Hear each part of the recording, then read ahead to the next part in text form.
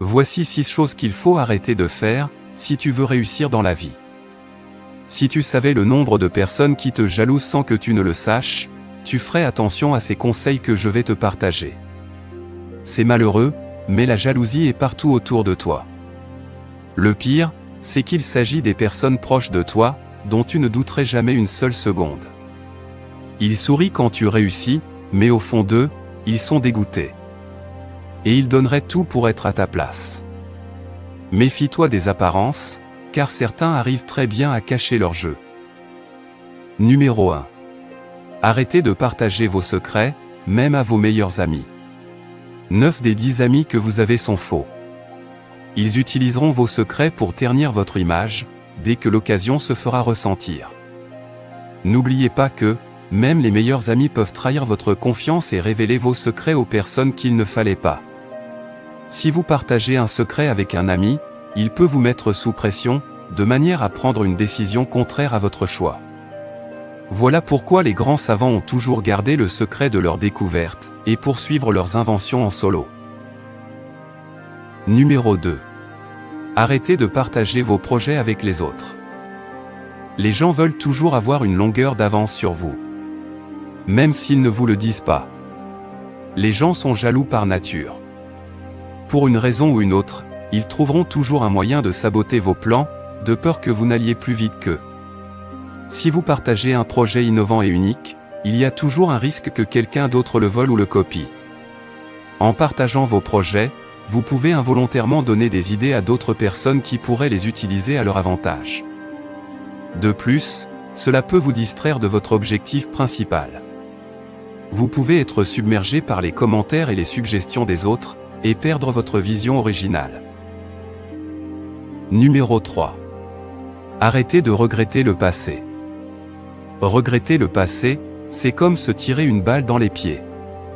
Car le passé fait partie de ce que vous êtes aujourd'hui. Au lieu de regretter les erreurs passées, nous pouvons les utiliser comme des opportunités d'apprentissage.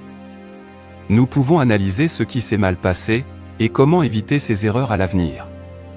En se concentrant sur le présent et l'avenir, nous pouvons développer notre confiance en nous, et prendre des décisions plus rapidement, et être plus sûrs de nos choix. En étant libérés du poids du passé, nous pouvons être plus créatifs dans nos approches, et atteindre plus facilement nos objectifs. Numéro 4. Arrêtez de vous plaindre. Chaque fois que vous vous plaignez, c'est la preuve que vous avez perdu le contrôle de votre vie. Très souvent, le temps que nous passons à se plaindre peut être utilisé pour accomplir des tâches importantes, ou travailler sur nos projets personnels. En étant plus productifs, nous avons plus de chances d'atteindre nos objectifs. En arrêtant de se plaindre, nous adoptons une attitude plus positive envers la vie et les situations difficiles. Cela nous permet également de rester motivés, et de persévérer dans nos efforts pour atteindre nos objectifs. Numéro 5. Arrêtez de partager vos échecs avec les autres. Les gens utiliseront vos échecs passés pour saboter votre positivité, et votre état d'esprit. Partager nos échecs avec les autres peut entraîner une perte de confiance. Car cela peut nous faire sentir vulnérables et exposés. En partageant nos échecs avec les autres, il est possible qu'ils commencent à nous comparer à d'autres personnes qui ont réussi dans le même domaine. Ce qui peut influencer négativement notre état d'esprit. Cependant, il est important de noter que partager nos échecs avec les autres peut également être bénéfique. Car cela nous permet d'apprendre de nos erreurs, d'obtenir des conseils et des encouragements de la part des autres. Numéro 6. Arrêtez de partager vos faiblesses.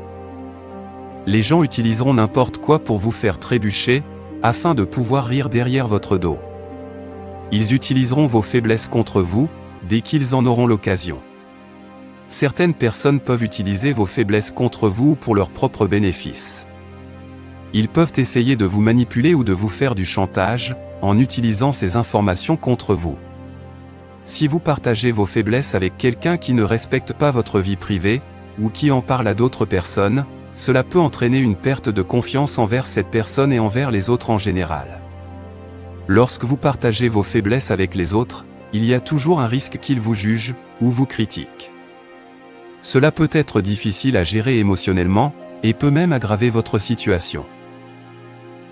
Si la vidéo vous a été utile, n'hésitez pas à nous le faire savoir dans les commentaires. Abonnez-vous, et lâchez-nous un pouce pour nous soutenir.